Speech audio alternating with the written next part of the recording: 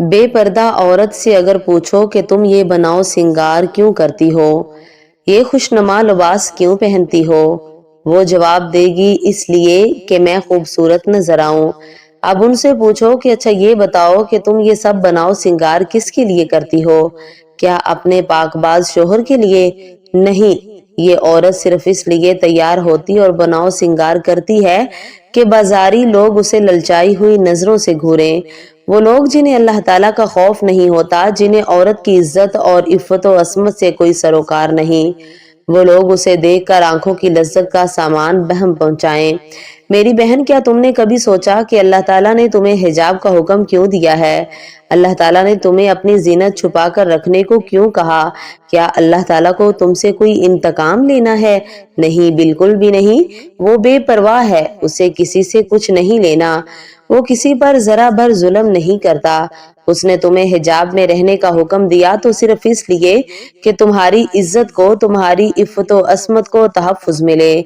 حجاب تمہاری فطرت کے عین مطابق ہے اور اسلام دین فطرت ہے۔ اسلام نے مرد کے لیے جو احکام بتائے ہیں وہ اس کی فطرت کے موافق ہیں، اور عورت سے متعلقہ احکام اس کی فطرت کے پیش نظر مقرر کیے گئے ہیں، کسی سے کوئی زیادتی نہیں کی گئی۔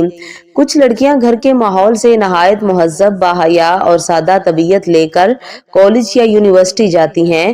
ان کی تربیت اس انداز سے ہوتی ہے کہ وہ ہر کام کرنے سے پہلے 1000 بار سوچتی ہیں، بڑوں کا ادب کرتی ہیں، پردے کا خیال رکھتی ہیں اور کسی غلط کام کے قریب بھی نہیں جاتی۔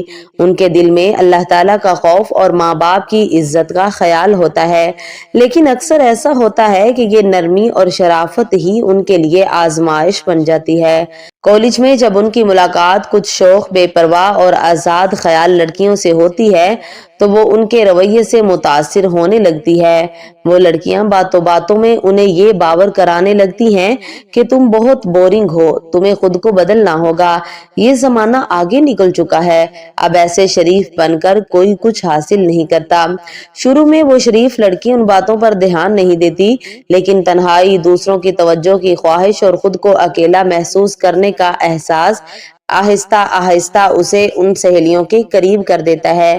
پھر وہ سہیلیاں اس کا حلیہ بدلتی ہیں، عبایا اتروا کر جینز پہنا دیتی ہیں، ہاتھ میں کتاب کی جگہ فون پکڑا دیتی ہیں اور پاکیزہ باتوں کی جگہ فیشن، لڑکے، سیلفیاں اور پارٹیوں کے قصے تھما دیتی ہیں۔ وہ لڑکی جو کبھی نماز کے لیے وقت نکالتی تھی، اب سیلفی لینے کے لیے آئینے کے سامنے وقت گزارنے لگتی ہے۔ جو کبھی ماں سے ہر بات شیئر کرتی تھی، اب چھپ چھپ کر سہیلیوں سے میسج کرتی ہے۔ اسے لگتا ہے کہ وہ اب کول ہو گئی ہے، لیکن اصل میں وہ اپنی معصومیت اور عزت کا زیور گنوا چکی ہوتی ہے۔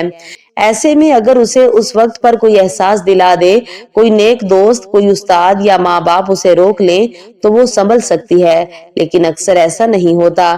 وہ دھیرے دھیرے اتنی دور نکل جاتی ہے کہ واپسی کا راستہ ہی دھندلا جاتا ہے۔ یہی وجہ ہے کہ ماں باپ کو صرف اپنی بیٹیوں کو اسکول یا کالج داخل کروانے پر اطمینان نہیں کرنا چاہیے، بلکہ ان کے دوستوں، ان کے ماحول اور ان کے بدلتے رویوں پر بھی نظر رکھنی چاہیے۔ بیٹی کو صرف اچھے نمبروں کا نہیں، اچھے کردار کا تحفہ دینا چاہیے۔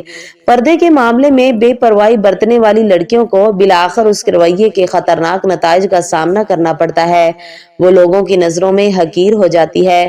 چند ایسے نوجوانوں سے کسی نے سوال کیا جو بازاروں میں اور کالجوں کے دروازے پر لڑکیوں کا تعاقب کرتے ہیں۔ ان سے پوچھا گیا، جو لڑکی اشارے کنائے کے جواب میں آپ کے لیے آمادگی کا اظہار کرتی اور آپ کو اپنے جلوے دکھاتی ہے، اسے آپ کیسی نظر سے دیکھتے ہیں؟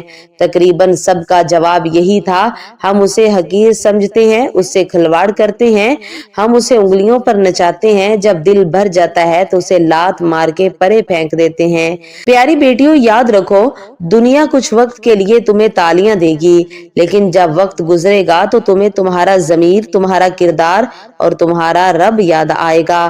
اگر تم نے خود کو سنبھالا تو تم ہزاروں کی روشنی بن سکتی ہو، لیکن اگر بہک گئی تو اپنا ہی چراغ بجھا بیٹھو گی۔